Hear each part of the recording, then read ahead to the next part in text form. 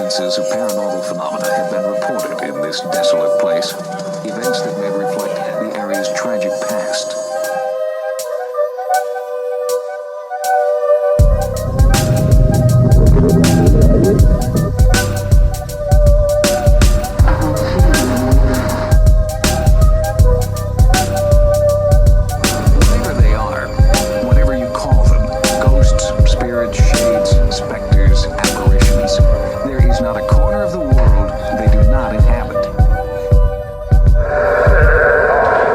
Through. What's going on, guys? Welcome back to the Dangerous Podcast, where we talk all things paranormal. I'm Ken James, and this is Jason McKittrick. Hey, folks. And if it can haunt, howl, or dwell in the dark, we want to talk about it. And tonight, we are having our third Christmas special?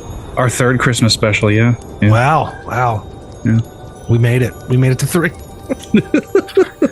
But tonight, we're in the spirit, we're in the mood, and we're going to discuss the tradition of Victorian era ghost storytelling. That was from England in the Victorian era, as I said, but it was a tradition, and I'm going to pull from some different sources here. Going to start with a little bit of history from history.com. And I'm going to go over this tradition. Okay, sounds good. I mean, before we even get into the whole thing, I mean, because we know it's going to come up, but I mean, you think of Christmas Ghost Story, what do you think of? Charles Dickens' immortal Christmas Carol. Yeah, and it's kind of funny, and I think we're going to go over it, but like, did you see the movie, The Man Who Invented Christmas?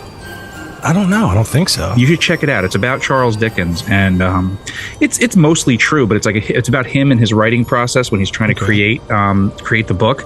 Okay. And it's interesting because a lot of the traditions that we do for Christmas didn't start really until the popularity of A Christmas Carol. Right. There's a word for it, which we definitely will be getting to. Posers. Yes. But hipsters? No, hipsters, posers, Johnny-come-latelys.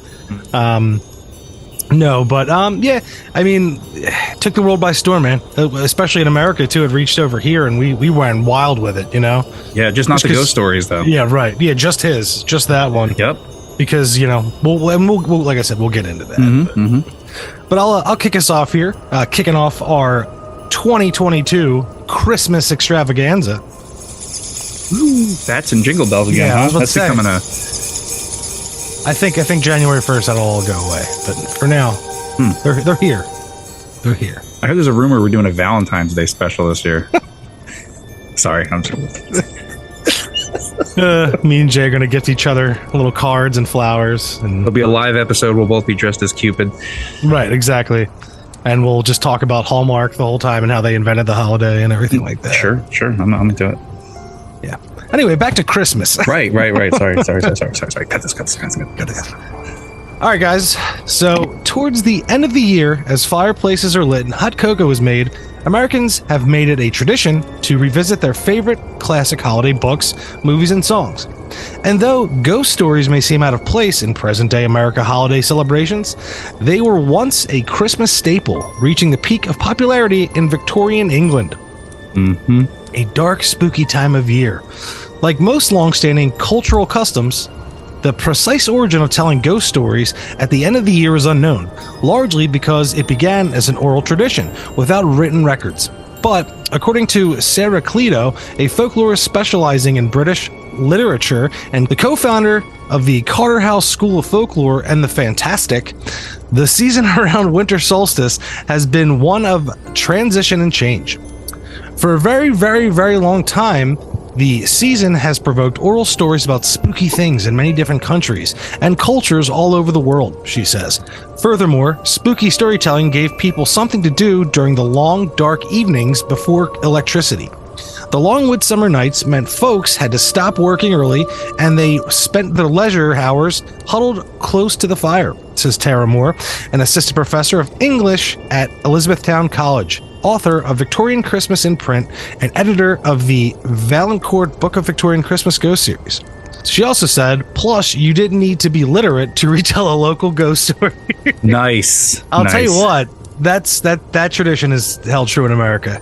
Yo, so I saw this. Wait, flaming skull. Fuck! God. Peter Jingle James. skulls. Sorry. Sorry. Sorry. It's okay. It just. Jesus Christ. No, I just remember that story we got. You know, it's just, you hit with these stories, and I'm pretty sure that guy wasn't literate. So. Jesus Christ. Right.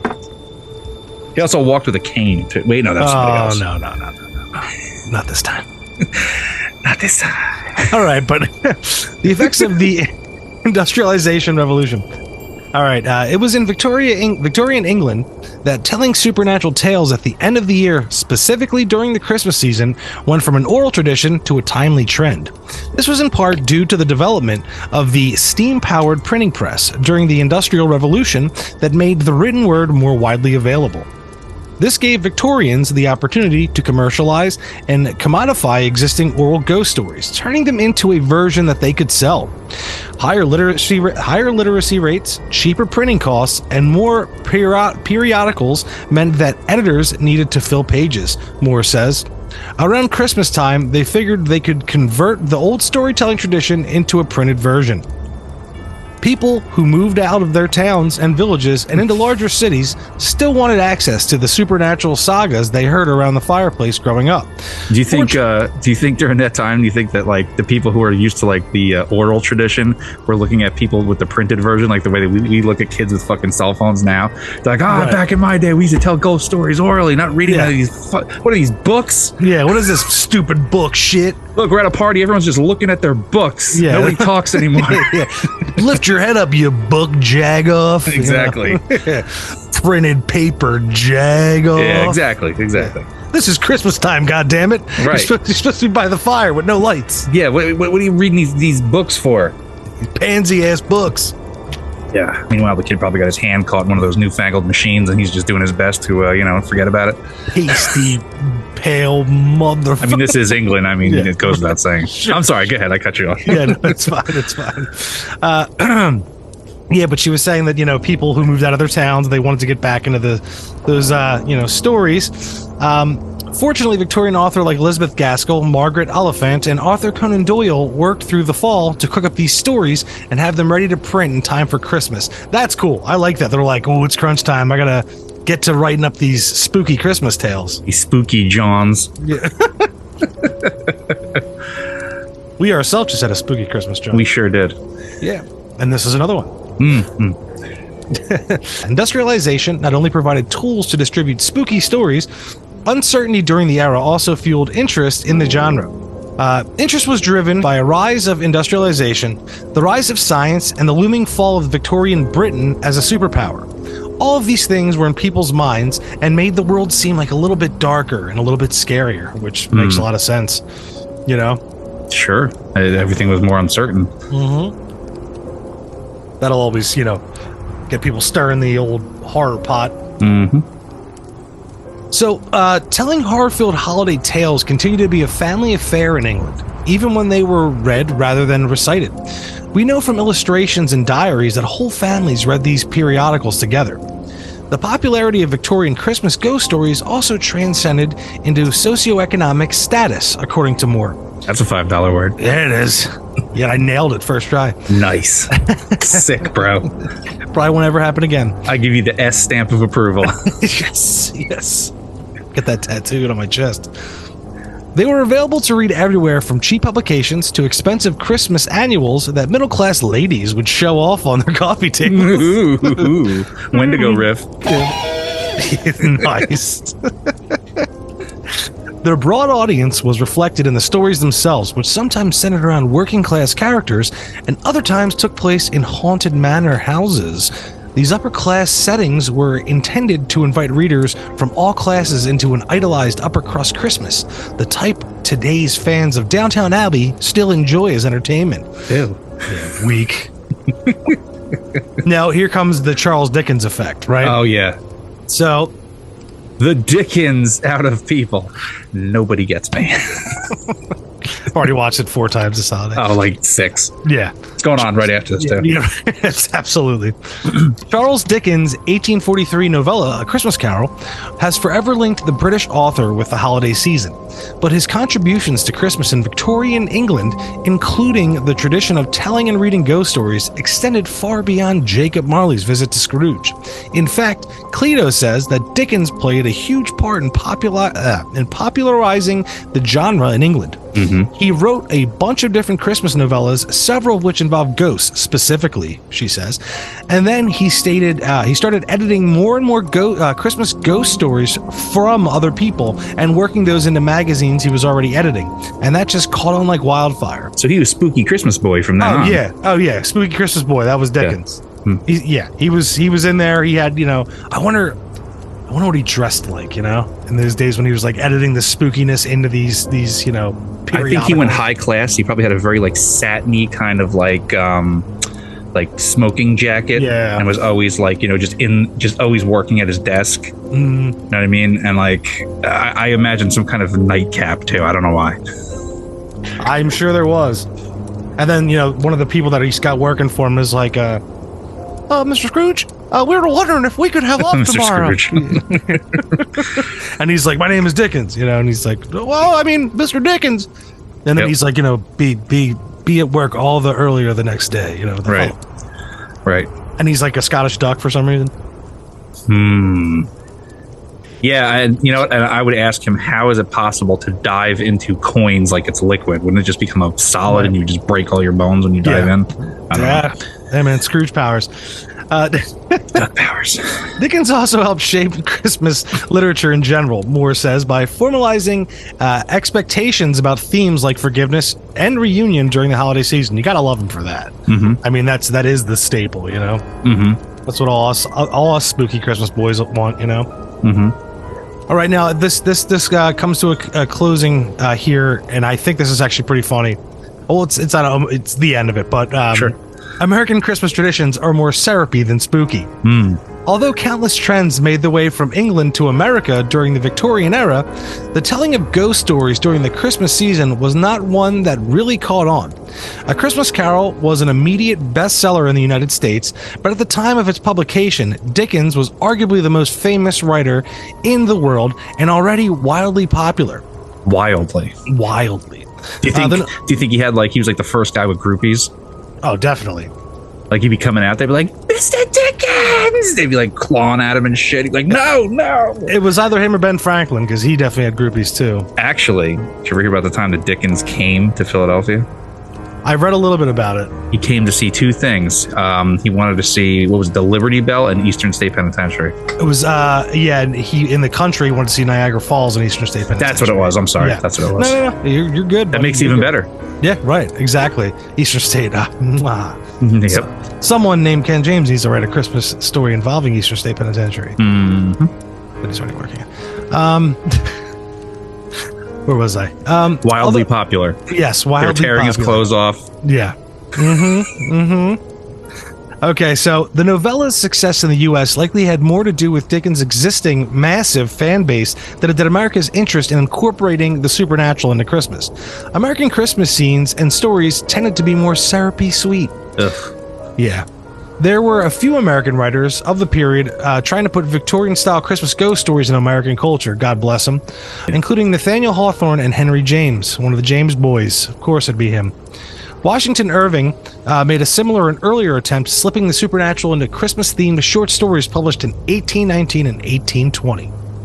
Borman theorizes that America's reluctance to embrace the Christmas ghost story tradition had to do, at least in part, with the country's attitude toward things like magic and superstitions, because everything was witchcraft. Yeah, but the Puritan country that we are, we just couldn't have it. No, Christmas is nice. Yeah, right. Although the Puritans didn't, when they first came here, didn't celebrate Christmas for like a good 30 years or something. So yeah, we'll get to that in a minute. But in America, we generally had a bit of resistance to the supernatural in a way that European countries didn't.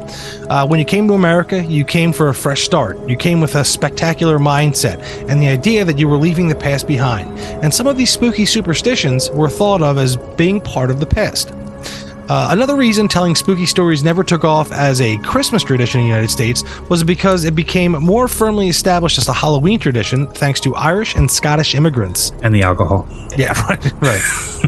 that really impacted the culture here because they brought with them a concept similar to Halloween, and that became for America a time period for ghosts. Now, traces of the tradition. Other than A Christmas Carol, there is another piece of pop culture that reflects the Victorian Christmas tradition. A single line from a song written and released in 1963 by American musicians.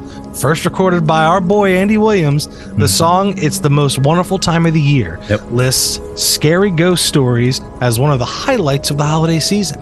Right. Although it is unclear where the writers of the song, Edward Piola and George Well, included in the tradition, Cleto says that it's possible that the lyric is in reference to Dickens' A Christmas Carol.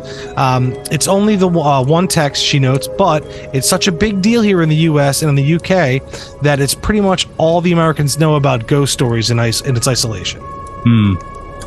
Right. So, like, I remember the first time I heard that. Yeah. And, like, the first time I actually noticed it, and I was like, wait, scary ghost stories. And then I was like, oh, Christmas Carol. But then I found out about this tradition. Couple more things here before we move on to some of the actual stories and give you a little rundown of them. One of the things too was called bizarre cards. Yeah.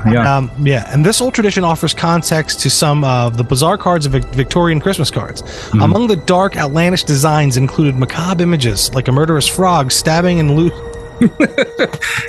looting a fellow amphibian, St. Nicholas peeping through windows and stuffing children into gift sacks, giant waltzing insects, and dead robins. Santa Claus is such a peeper. I knew it. I knew he was a creep. Totally. Come on, dude. Yeah. A far cry from today's festivities.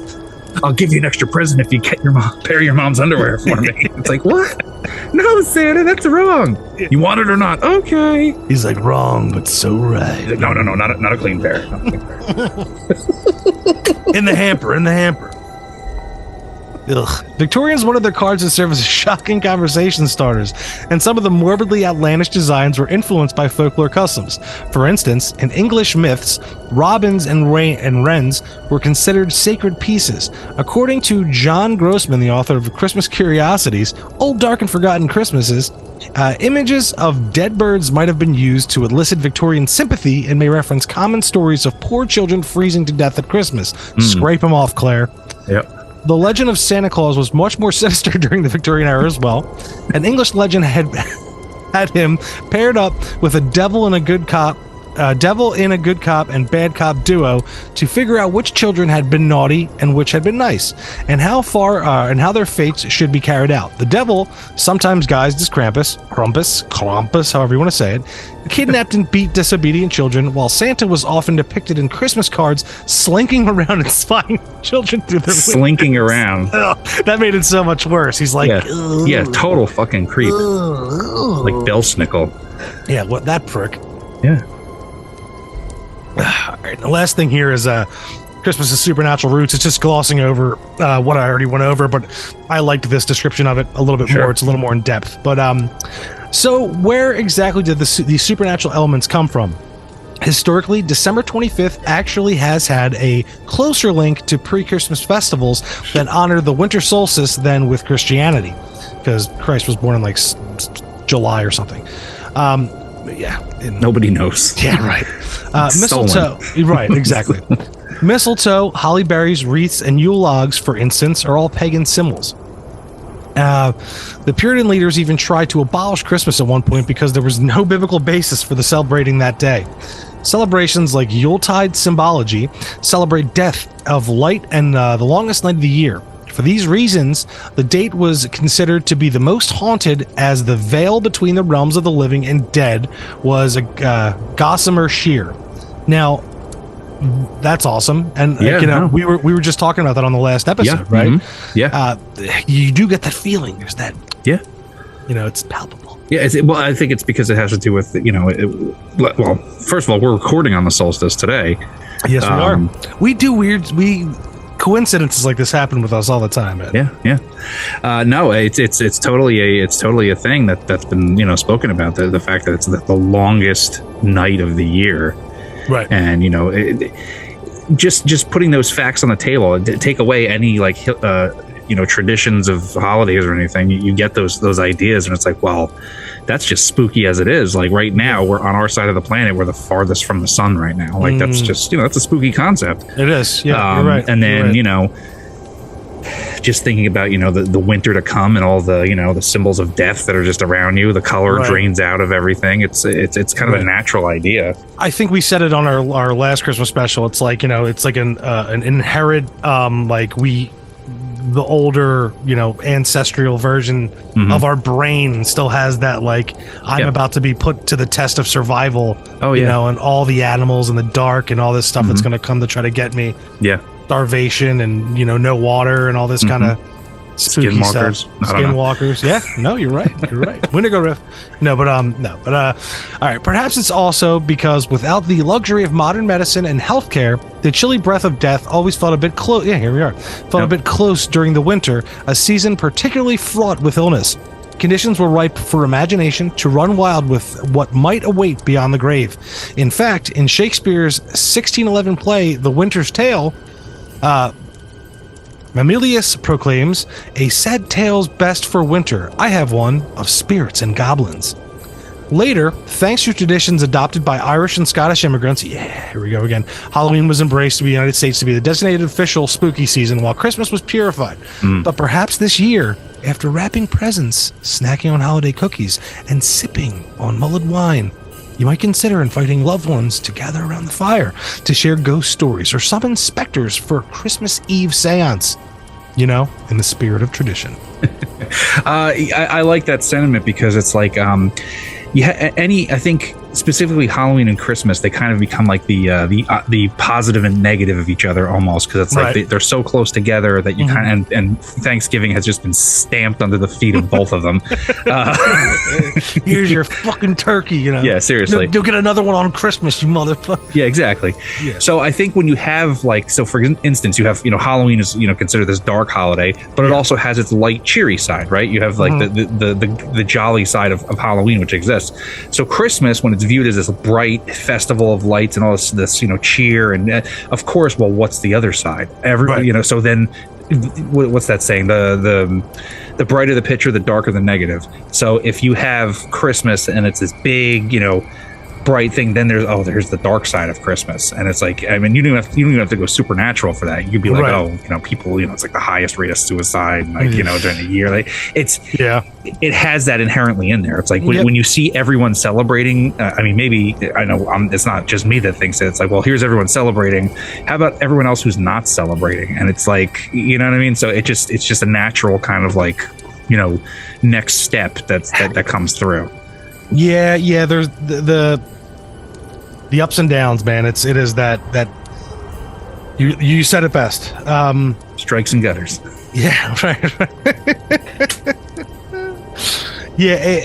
There is so much. We were just talking about the last one. There's so much. It's almost like your holidays what you make it, kind of deal. 100%. Even if you're having one of the worst years ever, like that could spawn the best Christmas, and I'm hoping for that this year from that's going on. And once again, it's that kind of like, can you bring the merry, like. Yeah, and I think it almost sometimes it naturally does sometimes, and there's something about this time of year that I think it's the end of the year, so I think ghosts almost like as a metaphor too. It's like the ghosts of the year, they've come to be expelled kind of too. It's like, hey, here we are at the end. Here's Christmas, this big, celebration, and then a week later we're gonna have New Year's, and it's like there's just like this energy that's like, hey, let's live it up. It's the end, and then like almost this door opens and we let it all out. Like, here's the ghosts of the year. We're here, we're doing this thing, and then it's the happy and the sad, the bitter and the sweet, and then at the end the door opens and it's like, okay, we try to start over. Yeah, we shut the door on. Yep. We should do that. Fucking think you got my goal, you get the ball. But when we somewhere down the line we gotta have like a Christmas ghost story bonfire where we we have to do that. Oh, we don't even need to do it for Christmas. We could do the dead of winter bonfire. Right. That'd be sick. Yeah. Invite a bunch of people to come tell their ghost stories and we record them. Yeah, that'd be fun. Oh yeah. All right. Yeah. So I think we're gonna move over here. We have a bunch of different holiday. We have a bunch of different holiday ghost stories that are Victorian from the era. Some very notable ones that we're going to go over. We're just going to gloss over them here, talk a little bit about them. Yeah. Yeah, dude, and there's something so different about these illustrations. Like, they're good. Yeah, I mean, you look at these older illustrations, and they, it's not. They're very much styled like a traditional painting or illustration. Right. It has that Gustave Doré kind of look to a lot of these. They're engravings too, so they have to be tight. So it's like can't make a mistake. So these are some tremendous images that you see from this stuff. And then there's the storybook ones that are like whatever. Yeah. But like these old Victorian style ones, like it's like that's what I always imagined a seance was. Like my whole life, like they just look like a seance. That's what it's imprinted into my head. And I mean, we could go over A Christmas Carol if you don't know what A Christmas Carol is. Yeah, I mean, I think everyone, if you're listening to this, you know the story of Scrooge, being visited by the three ghosts. First by Marley, his old partner. Telling him to change his ways because every he comes with covered in the chains, and every link that out of this chain was formed in life by what is it? It's basically a death that he was responsible for. Yeah. Yes. For just the little, like the most little bit of like care could have prevented the death. Yeah. Yeah. Just his stinginess and his character. Yeah, and then and Marley even suggests, he's like, here's my chains, but yours are going to be way more. So and then he's visited by he's taken by the three ghosts of past, present, and then yet to come, and then they take him through his life and they show him all these things. And Niagara Falls, come in and know me better, man. I love that. Oh no, yep. I love that. The empty scabbard of the sword. Peace on earth. But then, man, the thing that drew me in as a kid, the Ghost of Christmas Future. And as a kid, I like kind of didn't understand it. I was like, why is it the Grim Reaper? Why is it a skeleton?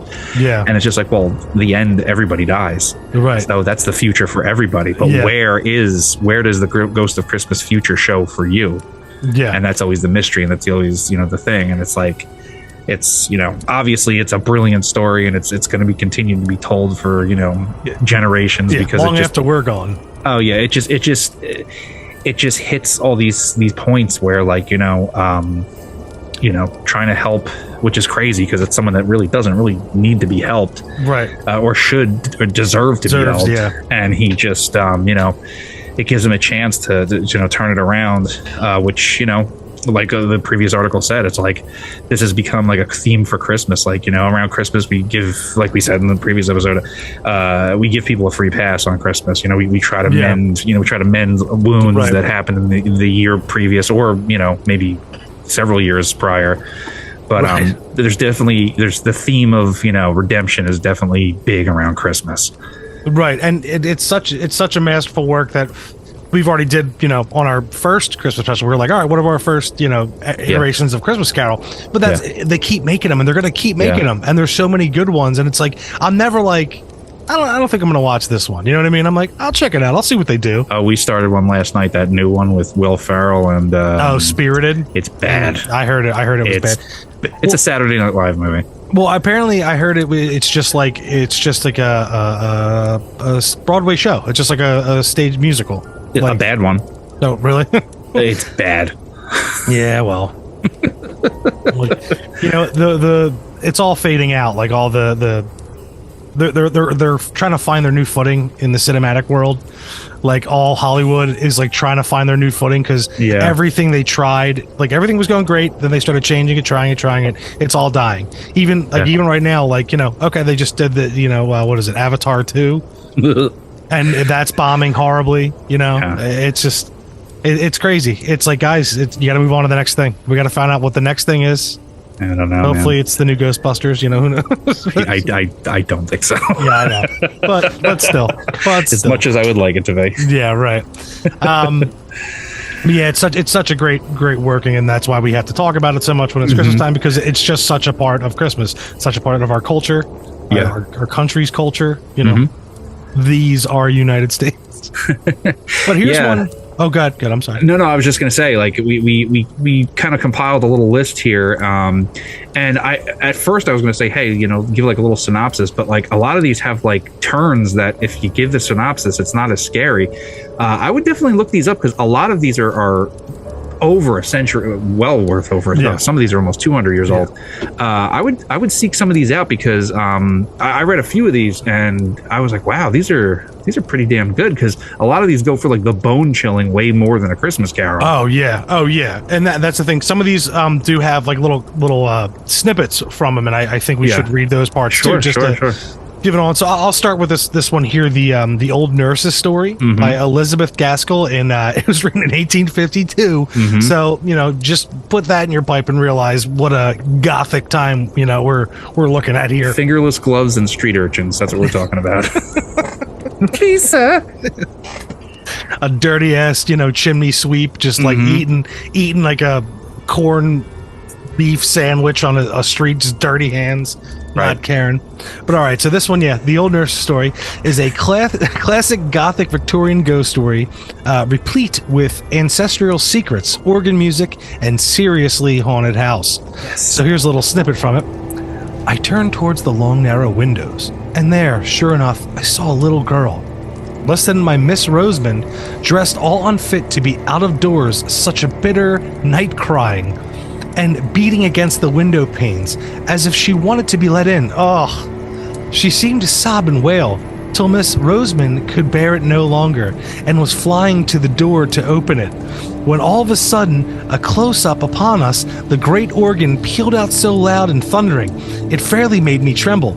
And all the more when I remembered me that even in the stillness of that dead cold weather, I had heard no sound of little battering hands upon the window glass, although the phantom child had seemed to put forth all of its force, and although I had seen it wail and cry, no faintest touch of sound had fallen upon my ears. Whether I remembered all this at the very moment, I do not know. The great organ sound had so stunned me into terror. By this, I know I caught up Miss Rosamond before she got the hall door open and clutched her and carried her away, kicking and screaming, into the largest bright kitchen where Dorothy and Agnes were busy with their mince pies. What the fuck? Hey, man. Industrial Revolution era England. I mean, And right there, that could be, a direct influence to that scene in Salem's Lot that is carried over at the window with the little kid, and then they Buffy the Vampire Slayer. They went into that. Well, I mean, I don't think you can attribute it to this story. It's just people like seeing a face in the fucking window is just old school like terror. Yeah. Oof. Yep. Oof. She's wailing and crying and floating. Now, so another one we had on the list here was Horror, A True Tale by John Berwick Harwood from 1861. The slow-burning suspense of this tale is enough to make your hair curl or turn white overnight, just like the narrator. I have heard since then of the Scottish belief that those doomed to some great calamity become fey and are never so disposed for merriment and laughter as just before the blow falls. If ever mortal was fey, then I was so on that evening. I love the writing. Yeah, I mean, the writing of that, it's just like, even the first one in that's like a smaller one. It's just so, it's so morbidly inviting. Oh, man. All right, so this next one is Bring Me a Light by Jane Margaret Hooper, 1861. Snow White's stepmother got nothing on the vengeful Lady Henrietta. The story details how her evil deeds poisoned her family home for generations. She paced to and fro, turning and returning with savage, stealthy quickness. The day waned, and the night began. Her servant came to see if she were wanted, and was sent away with a haughty negative. She is busy with some wicked thought, murmured the old woman. Always up to something. Yeah, right? Why don't you grab that next one? All right, I will. The Ghost Summons by Ada Busan, 1868. A doctor is hired to witness a man's final hour. Oh. Would you be willing to earn £1,000? £1,000 is worms seem to burn my very ears. I should be thankful if I could so do honestly, I replied with dignity. What is the service required of me? A particular look of intense horror passed over the white face before me, but the blue-black lips answered firmly, to attend a deathbed. Gross. Yeah. I think I know that story. Yeah, or at least, it certainly sounds familiar. or a couple retellings at least. I know. Maybe. Yeah, I definitely. That's very familiar. That one. Maybe. Next on the list, this is great because it's The Kit Bag by Algernon Blackwood from 1908. Algernon Blackwood was the original author of the Wendigo that shows up in Scary Stories. They made it's a much more truncated version of it, Right. but that version is a retelling of his original story. Right. I was like, where do I know that name from? Yeah, There it is. What a story. So a quote from this story. It is difficult to say exactly at what point fear begins, when the causes of that fear are not plainly before the eyes. Impressions gather on the surface of the mind, film by film, as ice gathers upon the surface of still water, but often so lightly that they claim no definite recognition from the consciousness. Then a point is reached where the accumulated impressions become a definite emotion, and the mind realizes that something has happened. With something of a start, Johnson suddenly recognized that he felt nervous, oddly nervous. Also, that for some time past the causes of this feeling had been gathering slowly in his mind, but that he had only just reached the point where he was forced to acknowledge them. A lot of thinking about being scared. Yeah, right. Chew on this. Okay, so this next one is Between the Lights by E.F. Benson, 1912. A Christmas Croquette and Hallucinations. What's not to love? Now, an excerpt from this one is, well, let us say for the moment that it was not a dream exactly, but a hallucination. Whichever it was, in any case, it haunted me. For months, I think. It was never quite out of my mind, but lingered somewhere in the dusk of consciousness. Sometimes asleep quietly, so to speak, but sometimes stirring in its sleep. It was no good telling myself that I was distinguished myself in vain, for it was as if someone had actually entered into my very soul, as if some seed of horror had been planted there. And as a week went on, the seed began to sprout, so that I could no longer even tell myself that it was that vision, had been a moment's disorderment only. I can't say that it actually affected my health. I did not, as far as I know, sleep or eat sufficiently, but morning after morning I used to wake, not gradually, and through pleasant dozing into full consciousness, but with absolute suddenness, and find myself plunged into an abyss of my despair. Nice. You good, dude? Abyss of despair, huh? Okay. Yeah. You know, like he was just like, and he was already miserable, you know? It was just like... Yeah. But then there'd be the one guy who'd be like, abyss of despair. Dude, fucking lighten up. All right? Yeah. It's fucking Christmas. Anybody tell you you're a real tough fucking hang? Yeah, a real tough fucking hang. Exactly. Okay, so next we have The Dead by James Joyce from 1914. So though technically no ghosts appear, the story is haunted by the memory of a young man long since dead. And it says, a few light taps upon the pane made him turn to the window. It had begun to snow again. He watched sleepily, the flakes, silver and dark, falling obliquely against the lamplight. The time had come for him to set out on his westward journey. Yes, the newspapers were right. Snow was general all over Ireland. It was falling on every part of the dark central plain, on the treeless hills, falling softly upon the bog of Allen, and farther westward, softly falling into the dark, mutinous Shannon waves.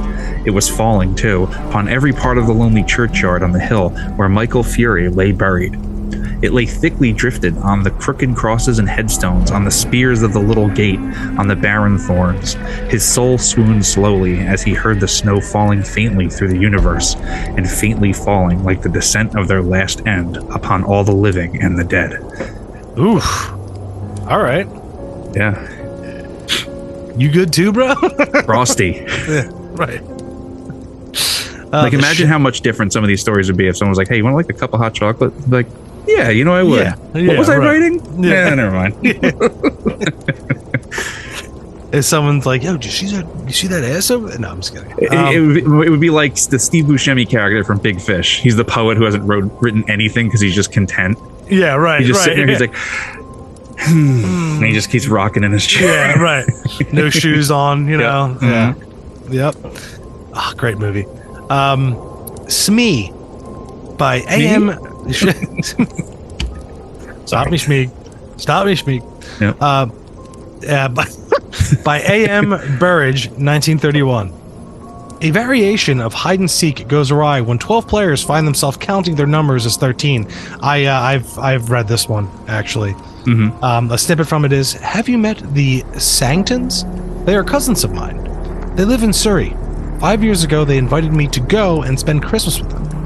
It was an old house with lots of unnecessary passages and staircases. A stranger could get lost there quite easily. Now that one, there's a cool part I actually do know the story. One of the women is hiding in one of the rooms, and she thinks that so someone enters the room, all the lights are out, and she thinks that it's actually one of the other people playing, and but they have to be quiet. They can't really talk. So like, I believe it's like a cold hand, and they kind of like lock arms, and it's like super cold.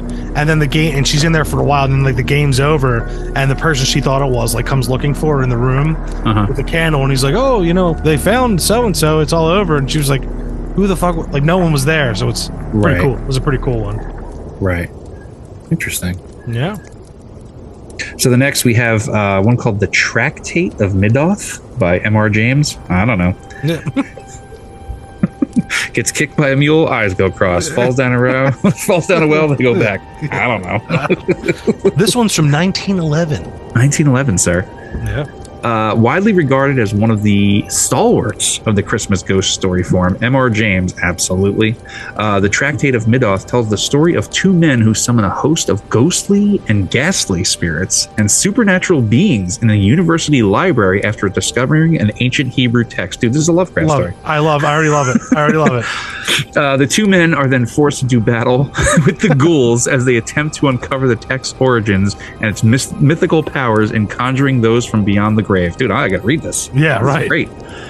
How did I miss this one? I don't know, man. James, a medievalist scholar and provost at both King's College and Eton College, is both one of the most famous practitioners of the classic Christmas ghost story, publishing a series of collections including Ghost Stories of an Antiquary, More Ghost Stories of an Antiquary, and A Thin Ghost and Others, and A Warning to the Curious and Other Ghosts. I have to read all of those, man. Yeah, man. No, he has so many collections. I have a collection of some of his best upstairs. He's got so many good stories.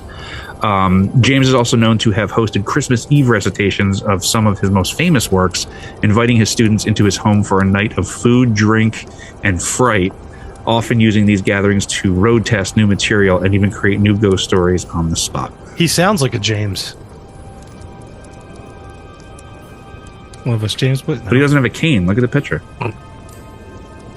His back looks fine. No? No, it's good. The next one here is A Strange Christmas Game by J.H. Rydell, 1868. Many may not associate Victorian Christmas ghost stories with women authors, which is precisely what makes J.H. Rydell, that's Mrs. J.H. Rydell. Don't you fuck that up. Yeah, right. And her classic tale, A Strange Christmas Game, worthy of consideration. It's a story of an unexpected it's a story of the unexpected centering on a brother and sister who, via a card game in a house willed to them by a deceased relative, conjure up the spirit of the recently deceased relative in a terrifying journey through the family past and the circumstances surrounding the demise of their benefactor. Isn't that last Ouija movie? Wasn't that the plot of that? This sounds like the movie Ready or Not. Okay, all right. Rendered in remarkable detail, A Strange Christmas Game is a chilling story filled with twists and turns that are sure to send your blood pressure spiking even more than your indulgent Christmas feast. Right.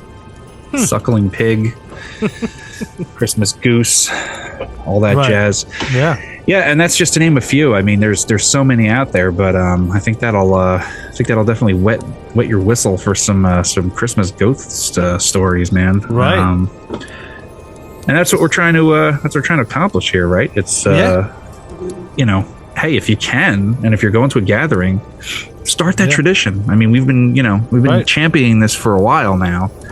And I think it would be, I think that'd be a great thing to bring about. I mean, there's definitely going to be the naysayers, but the people who are going to be into it are going to be the cool people. Right. And, you can start a new little tradition.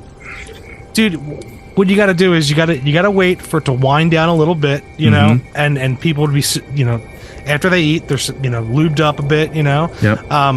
maybe you turn down 24 Hours of a Christmas Story on the in the background Ew. wherever you're at. That movie. Yeah.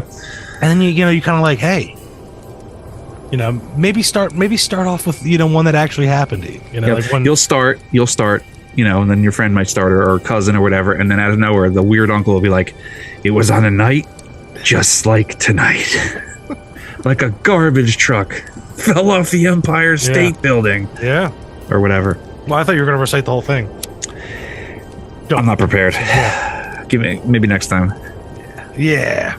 Well, So the large Marge I was riding with was her ghost. Yeah. And then they show her picture.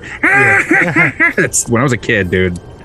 That scared the shit out of me. I remember the first time I realized that guy that was telling him the story was the same guy in Beetlejuice. Who's, the Lost Souls room. Yeah. Mm-hmm. I remember I was like, wait a second. I would like stayed home from school, fake sick, or I was sick, and it was on Sci-Fi, and I was like, that's a fucking.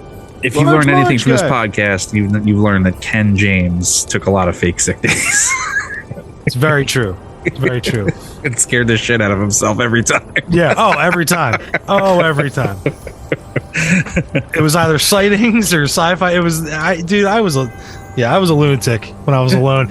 And because too, when I was younger, I was scared of a lot of stuff. Like, I'd get really spooked.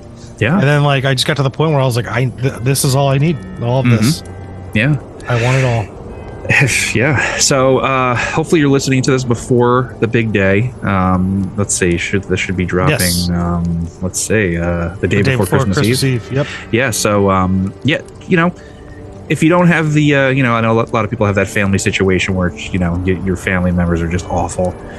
Pick up try to pick up some of these stories we were telling you about, or just do something a little spooky like that. Bring some spookiness into Christmas, because it's a lot of fun. Because if you read it beforehand, like when you get there, you're not going to be able to help yourself but talk about it. Oh, right. Like you're like, hey, I do it all the time. Like if I dive down a rabbit hole, like before work, I'm at work and I'm like, these guys don't give a shit about what I'm about to talk about. Yeah, but I can't help you. Like. Yeah. So there's a government email from the Freedom of Information Act about them looking for the tomb of Gilgamesh. Just punish your coworkers with 8 hours of information about the Black Knight satellite. I literally just did it the other day. I do it all the time, and these poor guys, man, it's so funny. Yep. And then my director hears about it. He comes out and he's like, "You talking about Bigfoot?" I'm like, "Let me tell you what I think." Yeah, right. He's the man. Love you, Dave. No, absolutely. So I mean, that's basically what I was just saying, man. Like, try to bring some spooky, and if you can try to make it a thing, that'd be cool. I mean, I tried last year. It had some kind of decent results, but I'm gonna do it again with the kids this year. I had them beforehand. I said, hey, bring a ghost story, and we're gonna tell it. Doesn't have to be real, or if it is, tell it, or if it's one of yours, if you had an experience, and we tell it during the party. And someone ruined the fun last year. This isn't Halloween. Oh, I know who that is. Yeah. Mm-hmm. She thinks she runs shit around here. Yeah. So she lost a present that year. Ooh. She totally did. Yeah, you just took it out and you kept it for the next year. You know, it's like a stick. So switching tags this year. Our family, it usually comes up. So it'll be, my mom will end up telling the newest story, what happened to her at the house, and a couple of them, and Brian will co-sign. Maybe Brian will have his own experience, and then I'll go, and then Chris, and then Yeah, I had years ago. I had an aunt. She passed, God, over a decade ago. She was good for that. She always had weird stories. And it's a shame because she was the one that used to start that kind of stuff. She always had she had a handful of UFO stories. Ooh, and they were good ones. Like, she was like, oh, one time they were, this is like in the 50s. They were like in a backyard swimming pool, and she swore to God that a saucer came over and then just moved away. Like, she's like, and that was it. She's like, there was no, that was all there was to it. I mean, it's not a ghost story, but still, I was like, what the fuck? I love it. You're talking about you playing with your new toys, and you're like, what? Yeah, you kind of stop. And RoboCop falls over and he's like, "Where is Kane?" Right. That part where the animatronics all like,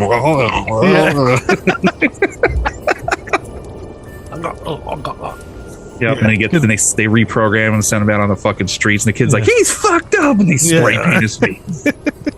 So good. RoboCop, total Christmas movie, by the way. Oh yeah, I mean, if there's red or green in the movie, it's a Christmas movie apparently, or snow. Right, exactly. Exactly. So that's good. Good stuff. Yeah, my favorite part is us, like me, like trying to pry a ghost story out of Eric. You know, because I know he has them. I'm sure he does. Tell him, you know, so I'm like, hey, you wanna... Come on, Eric. What's the problem? Yeah, come on, man. Tell us. What does that mean? That like he might have to suggest possibly that it could be real? Is that the issue? Yes. Okay. Yeah. Yes. I mean, all the other stuff can still be real, and that be real too. It doesn't make you crazy. Yeah, you're fine, dude. It's all right. Life is nothing but random events. Yeah. So tell us your ghost stories, you bitch. Yeah. I don't want to hear about anime, a ghost story. Make it an anime ghost story. I don't care. Yeah. What if we tell us your ghost story? We'll get someone to make an anime from your ghost story. Will that work? Yeah. It will. I know a couple animators. Yeah. We'll make it happen, Eric. Yeah. Merry Christmas, buddy. Hello. Merry Christmas, pal. But yeah, so I mean, once again, this is our third Christmas special. We both look forward to spending some time with the ones we love. Yeah, for sure. We hope you do too. We hope your movie marathons have been awesome. Yeah, ours have been pretty good. Although last night, watched that new Pinocchio. Not a fan. Not a Christmas movie. I heard there's a lot of occult symbolism in that one. There's a lot of nonsense in this one. Oh, is there? Well, isn't it? Don't get me started on Guillermo del Toro. It'll just, I don't want to talk about him right now. He's on my shit list now. I used to love almost everything he did, and now it's a last couple of things. I'm just this guy. Oh, it was a drastic fall from grace. It was. He's very much in Tim Burton territory now. He's like a self caricature. Not into it. Yeah, no, it's to the point where it's like, do you even have any new ideas? You know, are they all just not since Blade 2? Yeah, love Blade 2. But guys, Merry Christmas. Happy Christmas, holidays. Everyone. What is it, like the third night of Hanukkah right now? Fourth night of Hanukkah right now? Well, by the time we read this, it'll be the last night of Hanukkah, I believe. Yeah. So happy Hanukkah. 1, 2, 3. I think it's the third night. If you don't, celebrate Christmas or Hanukkah or any holidays, sorry that everything's closed. Everything's not closed. This is 1956. You can go out and do whatever the fuck you want on Christmas. Mostly, go to a bar. They're all open. It's true. Go to a bar. That's what I used to do after work. Yeah. I worked till midnight. Yeah. Yeah. Go to a bar. Meet some new peeps. Yeah. Make your own version of Christmas. Yeah. Celebrate Yule. Yeah. Right. Yule. Right. The 12 days of Christmas starts today and runs till the 1st. That's Yule.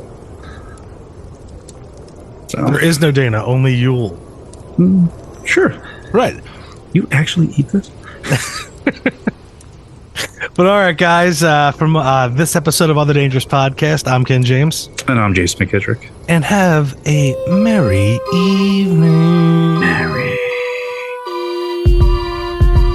Thank you for listening to Other Dangerous Podcasts. Have you encountered the other dangers? If so, you can email us at otherdangerouspodcast@gmail.com. And if you'd like to have a discussion about the paranormal, you can find us at Other Dangerous Podcast on Facebook and Instagram. There you can find submitted pictures, videos, and artwork from listeners. We are now streaming on YouTube, Spotify, Apple Podcasts, and anywhere else podcasts are streamed. And after listening, please don't forget to like, share, and subscribe so we can continue to bring you the other dangers.